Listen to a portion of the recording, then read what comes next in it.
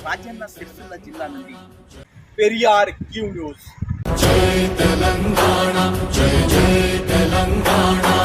జై హో భారత్. తెలంగాణ రాష్ట్రం రాజన్న సిరిసిల్ల జిల్లాకు సంబంధించి మరి ముఖ్యంగా మనం చూసుకున్నైతే Vemulawada prohibition excise station CI గారితో ముఖాముఖి. జై హో భారత్. స్టేషన్ సర్వీస్ వేములవాడ మాట్లాడుతున్నాను. మా స్టేషన్ లిమిట్స్లో మన 4 మండలాలు ఉన్నాయి. Vemulawada urban, Vemulawada rural, Sindurthi, Rudramudi. Vemulawada municipality పరిధిలో 10 వైన్స్ ఉన్నాయి. రూరల్ ఏరియాలో 6 వైన్స్ ఉన్నాయి. 16 వైన్స్ ఉన్నాయి. 4 బార్లు ఉన్నాయి. వీటన్నిటిని కూడా మేము టైం టు టైం ఇన్స్పెక్షన్ చేస్తూ మానిటరింగ్ చేస్తున్నాము.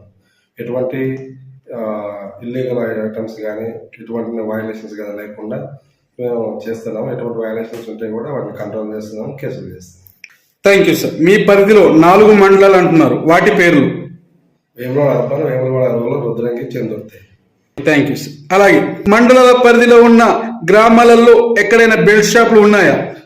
మండలాల పరిధిలో ఎక్కడా బెల్ట్ షాపులు లేవు. ఎవరైనా ఇల్లీగల్గా అమ్మితే మనకు సమాచారం తెలిస్తే ఇమీడియట్గా మేము రష్ అవుతున్నాము. వెళ్ళి వారి మీద కేసు బుక్ చేసి చట్టపరంగా చర్యలు తీసుకోవడం జరుగుతుంది. Thank you sir. అలాగే అంటే మండలాల పరిధిలో ఎక్కడ కూడా బెల్ట్ షాపు లేవు, ఎక్కడైనా బెల్ట్ షాప్ కనబడితే వాటిపైన కేసులు నమోదు చేస్తామని అంటున్నారు. మరి ఎక్కడైనా కనబడితే అట్టి బెల్ట్ షాప్ పైన ఎలాంటి కేసులు నమోదు చేస్తారు? చట్టపరంగా ఖచ్చితంగా చర్యలు తీసుకుంటాం. బెల్ట్ షాప్ ఆయన ఏం చేస్తున్నాడో చూసి దాన్ని బట్టి దాని విధంగా అమ్మకాలు జరుపుతున్నాడా, తయారు చేస్తున్నా, ఏం చేసినా కానీ చట్టపరంగా చర్యలు తీసుకుంటాం. ఇల్లీగల్గా ఎవరైనా మద్య అమ్మకాలు అమ్మినా కానీ కలిగి ఉన్నా కానీ ఖచ్చితంగా చట్టపరంగా చర్యలు తీసుకుంటాం. Thank you sir. ఇక్కడ వేములవాడకు సంబంధించిన స్టేషన్ పరిధిలో ఉన్న పూర్తి సిబ్బంది ఎంత? పూర్తి సిబ్బంది 2 ఎస్ఐలు, 1 ఇన్స్పెక్టరు, 2 హెడ్ కానిస్టేబుల్స్, 10 మంది కానిస్టేబుల్స్. అయితే 1 హెడ్ కానిస్టేబుల్ ఉన్నాడు, 1 హెడ్ కానిస్టేబుల్ వేకెన్సీ ఉంది. 2 ఎస్ఐలు ఉన్నారు, కానిస్టేబుల్ 4 పోస్టులు వేకెన్సీ ఉంది.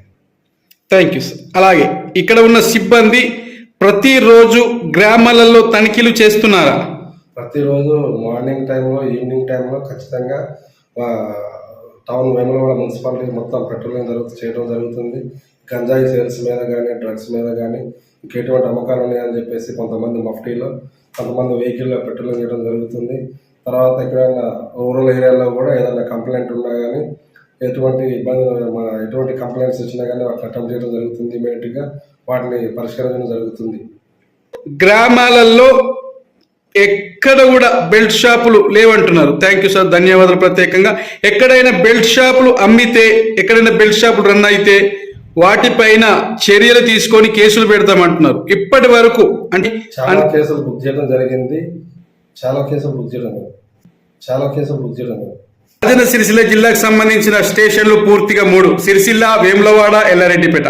అలాంటి వేములవాడ, ఎల్లారెడ్డిపేట, సిరిసిల్లకు సంబంధించి మరి ప్రత్యేకంగా ద్రావిడ దక్షిణ భారతదేశం అంటే వేములవాడ మంచి పుణ్యక్షేత్రం కాబట్టి అక్కడ ఎక్కడ కూడా మద్యం అమ్మకాలు జరగవద్దు అనే ప్రత్యేకంగా మీ ఆలోచన చాలా గొప్ప సార్. థ్యాంక్ యూ, ధన్యవాదాలు. అలాగే రాజన్న సిరిసిల్ల జిల్లా వేములవాడ మండల పట్టణ పరిధి ప్రజలకు ఏం చెప్పాలనుకుంటున్నారు?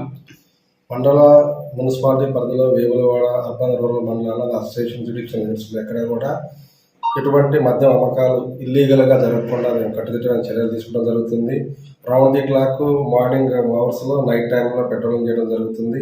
2 ఎస్ఐలు ఉంటారు. మార్నింగ్ ఒకరు, ఈవినింగ్ ఒకరు తిరుగుతూ ఉంటారు. నేను కూడా తిరుగుతూ ఉంటాను. స్టాఫ్ కూడా, కానిస్టేబుల్స్ కూడా మఫ్టీగా తిరుగుతూ ఉంటారు. ఎక్కడ కానీ గంజాయి సేల్స్ కానీ, డ్రగ్స్ కానీ, ఎటువంటి మద్యం ఇల్లీగల్గా మద్యం అమ్మకాలు కానీ లేకుండా కట్టుదిట్టమైన చర్యలు తీసుకోవడం జరుగుతుంది. ఈ డ్రగ్స్ వాడటం వల్ల వచ్చే హెల్త్ ఇష్యూస్ గురించి మేము స్కూల్స్లో, కాలేజ్లో కూడా వెళ్ళి వారికి అవగాహన కల్పించి వాటి జోలికి పోకుండా వాళ్ళ నివారించడానికి కానీ మా వంతుగా మేము కృషి చేయడం జరుగుతుంది. మరి ప్రత్యేకంగా చూసుకున్నట్టయితే మీకు ఒక చోట బెల్ట్ షాప్ రన్ అవుతుంది, ఇక్కడ మద్యాన్ని అమ్ముతున్నారు అని చెప్పేసి మీకు ఎలాంటి ఆధారాలు కావాలి?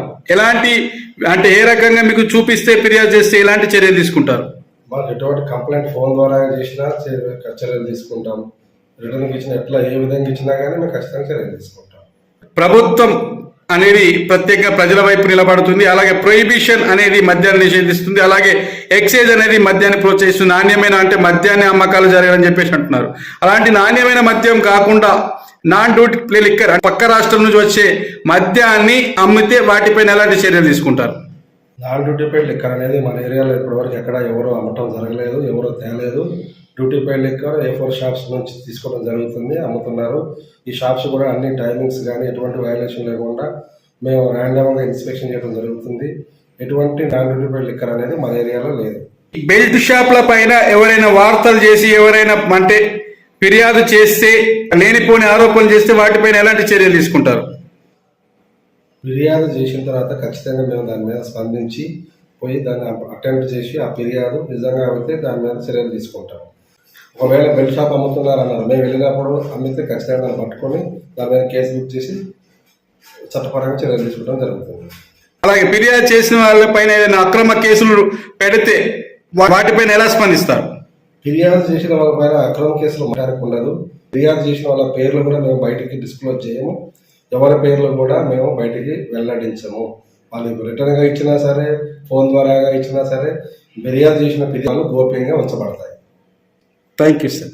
అలాగే చివరిగా అంటే పల్లెలు పచ్చగా ఉండాలి, అలాగే దేశం భారతదేశం ప్రజాస్వామ్య దేశం లాంటి ఈ దేశంలో ప్రతి ఒక్కరూ ఆనందంగా సంతోషంగా ఆయుర ఆరోగ్యాలతో ఉండాలంటే మద్యం అనేది ప్రతి పల్లెల్లో అంటే మద్యం వద్దు చల్లనే ముద్దు అనే ఒక కార్యక్రమాలు పెడితే మీరు ఎలా స్పందిస్తారు?